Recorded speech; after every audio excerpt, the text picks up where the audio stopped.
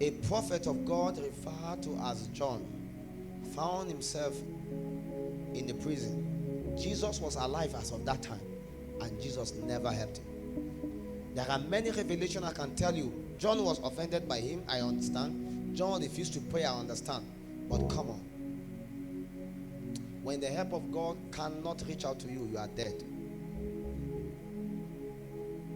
You are doomed.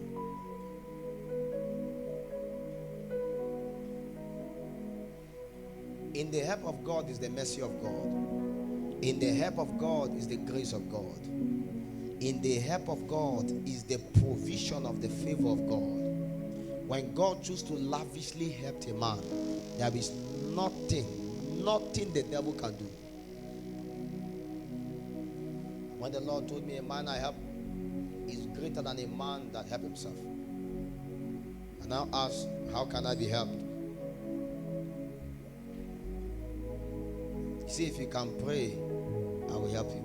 I said, if I not be praying. That's when he let me understand that prayer comes first, not from strength, but from weakness. That I have been praying from strength. I have not been praying from weakness. He now told me that, Philip, you don't know how you should pray as you ought to pray. You have to allow me to help that your infirmity. You see, come to the end of yourself. Forget about what you know. You see, you are not tired yet. It now looks as though, you see, I told you, Jesus appeared to me. It's not a joke. A smoker, a drunkard, a cultist, he doesn't need an evangelist. He needs Jesus. We are a pure product of encounters.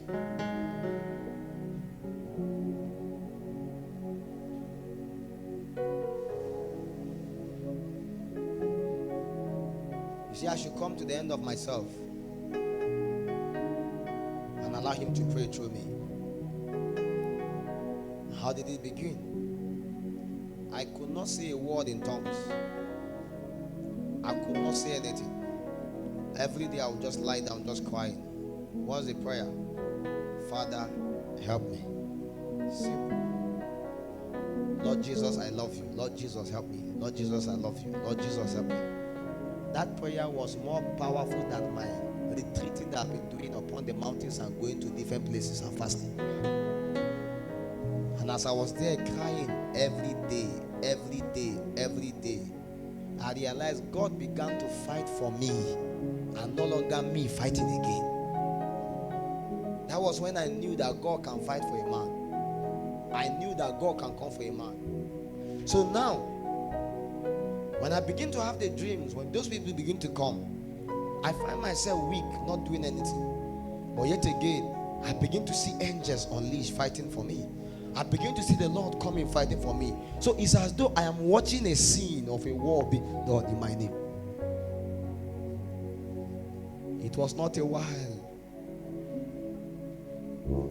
That lady and her mother came again.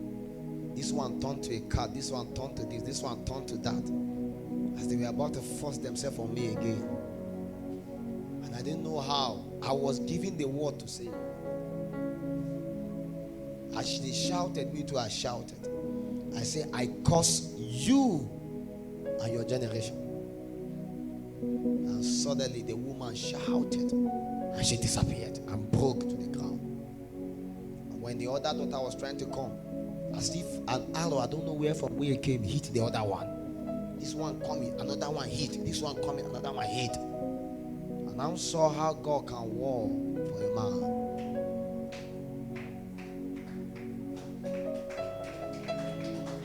It was not long enough. When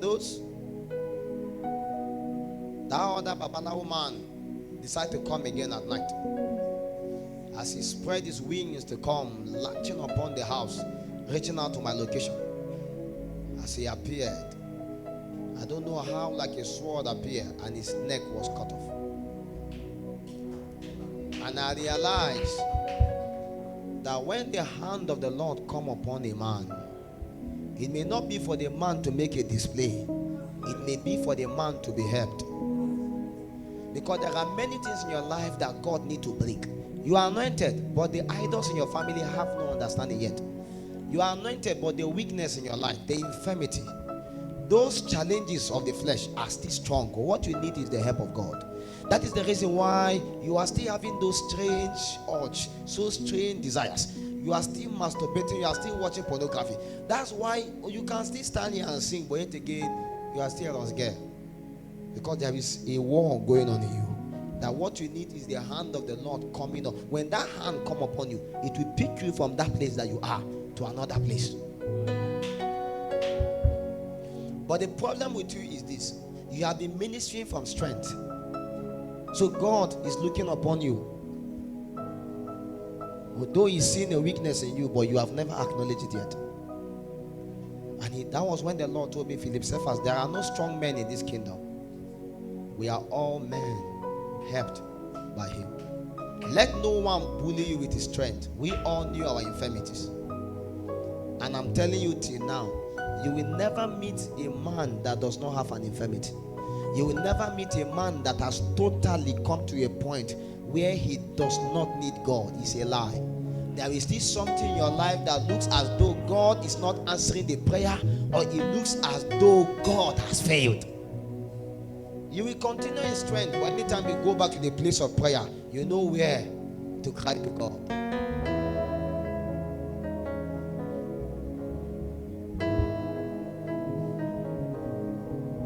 I have never prayed from strength. And let me tell you, I have prayed prayers. People used to think I pray a lot. People, yeah. We take them to the mountains to pray. When we go to mountains, sometimes spending 1 week. Forget the suit, forget all of these things. It's just people. We do time. People call me and say, dress well, dress well, dress well. I say no. They now buy all these things. I send them. Say, do I teach him how to put them? How was the man of the mountain? How was Elijah? I knew the weapons of war of the devil, and one of it was not a suit. I knew what the devil used, and I know I have to be a warrior.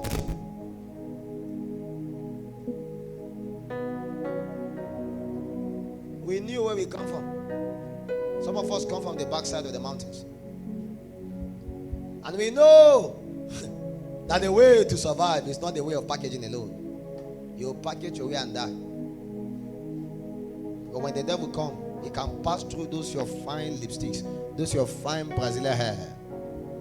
You pass through it. The devil is not afraid of $1,000 suit. It doesn't protect from spiritual bullet.